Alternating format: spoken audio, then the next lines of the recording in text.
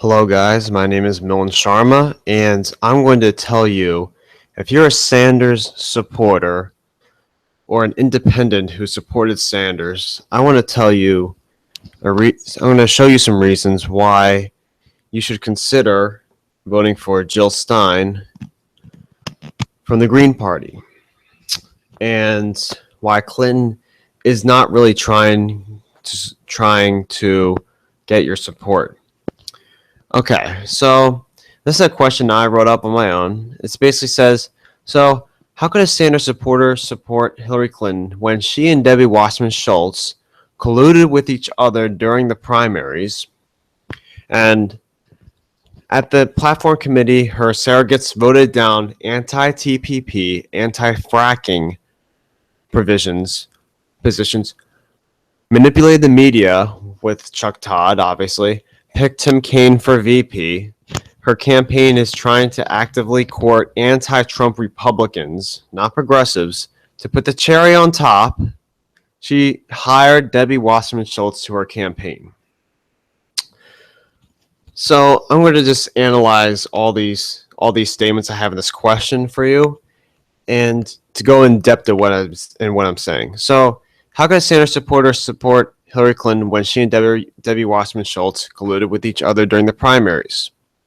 As you and most people know, that's been at least aware of what's going on, DNC leaks have been released.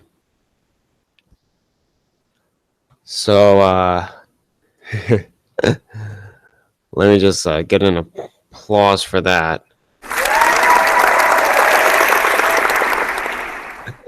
So the DNC leaks have been released, and the media is trying to downplay it as who's responsible rather than what's actually in the DNC leaks. Okay, so I wrote that she and Debbie Wassermann Shultz colluded with each other during the primaries. For example, you can look this up on The Intercept or anywhere else. It says that shows the emails talking two DNC officials were both colluding with each other on how to delegitimize Bernie Sanders in the West Virginia and Kentucky primaries, in effects with his religion, to make him out to be an atheist, even though he says he has Jewish heritage. Now, if this is not colluding, then explain to me what is, because this is a clear anti-bias of Bernie Sanders. The DNC is supposed to be neutral with the Democrats, unless they get nominated. Obviously, then they can support her and they could have strategies to go against Trump. But before she was nominated, not before California, but before she was nominated, they showed these emails during the primaries, during the Kentucky and West Virginia primaries, and that's not, you're not supposed to do that, obviously. Next, at the platform committee, her surrogates voted down anti-TPP, anti-Fracking, and manipulated the media with Chuck Todd. So let me explain. Now, this kind of gets me laughing, because she says she's against the TPP during the primary. She says, right now I'm against the TPP. And you're supposed to be, okay, I believe you, right? No, wrong. She is not against TPP. Her surrogates voted it down. Why? Because she takes money from corporations that support TPP, Comcast, from MSNBC. They fired Ed Schultz, who is very strongly against TPP. They fired him for explaining why he's against it and taking Obama to task on it. And that's basically, the surrogates voted against it, anti-TPP stance, because she was in favor of it 45 times. Okay, as Secretary of State, she tried to promote it, and it was politically convenient to be against it at that time. So that's why she was against it during the primaries. And I think when she's voted for president, sadly, she will go ahead and sign the TPP into effect because she picked Tim Kaine, which I will go on with that later on. Oops, let me fix that. Okay, anti-fracking. They voted down anti-fracking. Now, Hillary Clinton, as Secretary of State, promoted fracking around the world. Sanders has stated this in the debates, and it's true, she has. And that's basically why they voted down anti-fracking position. And also, most of her donors, such as Exxon. Actually, I'm not sure if it's specifically Exxon, but oil companies who support her are obviously want to promote fracking, more drilling. They don't want regulation because that'll hurt their profits. So that's one of the reasons why her surrogates voted down this provision. Next, manipulated the media. Chuck Todd. So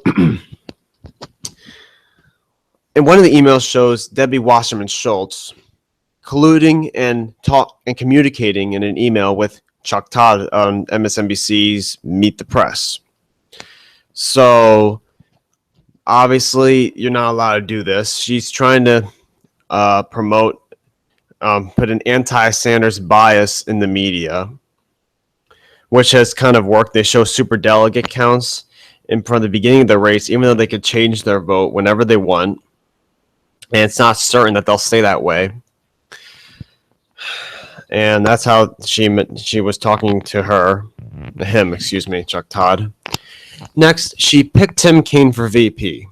And this is one of the now, if you look at mainstream outlets, Washington Post, New York Times, they'll say he's the safe pick.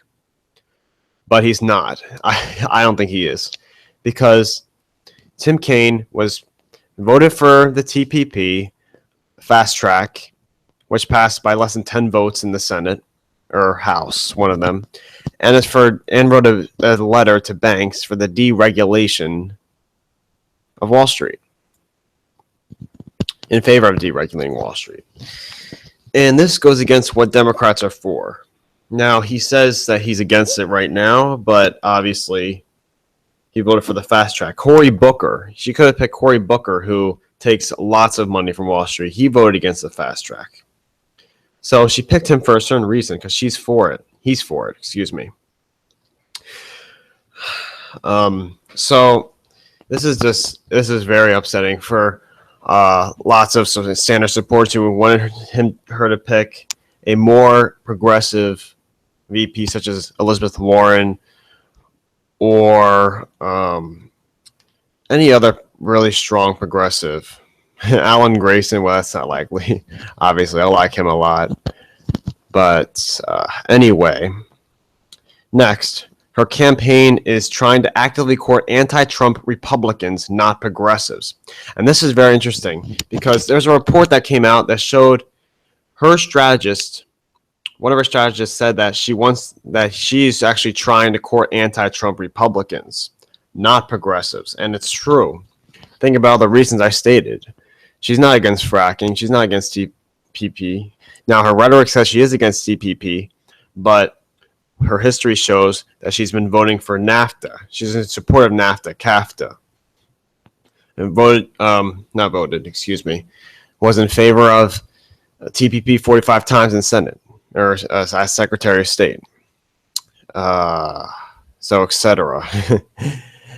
And big business people such as Mark Cuban support Hillary Clinton, and she's not really for strong progressive changes. Next, to put the cherry on top, she hired Debbie Wassermann Shultz to her campaign. So after she was helping Hillary Clinton decided to hire Debbie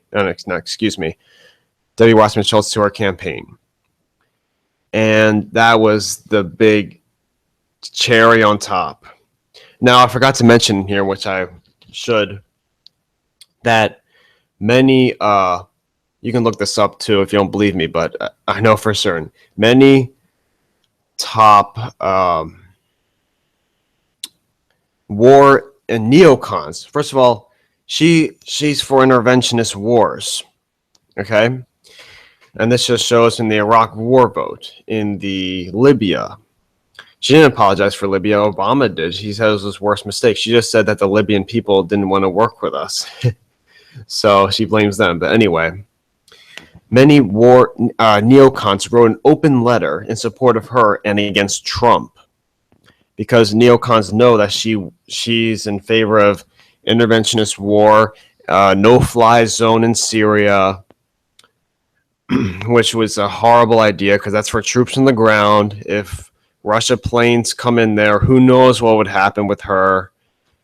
And these are just very, very important issues to progressives, to be anti-war, basically. Now, obviously, you need some wars. I mean, World War II, we need to go there because they attacked us, but no one is attacking us physically. And from bombing them consistently hasn't helped. There's been more attacks. So that's one issue that's very, very important to me and other progressives. So thank you for listening, and please comment on anything that you want me to talk about. If you can't find anything, just tell me. And just to tell you, anti-Trump Republicans, she actually reached out to Jeb Bush donors too, as well. So, yeah. So just follow me on Twitter, Sharma K. Millen, and just subscribe to my channel to see any more videos like this as well.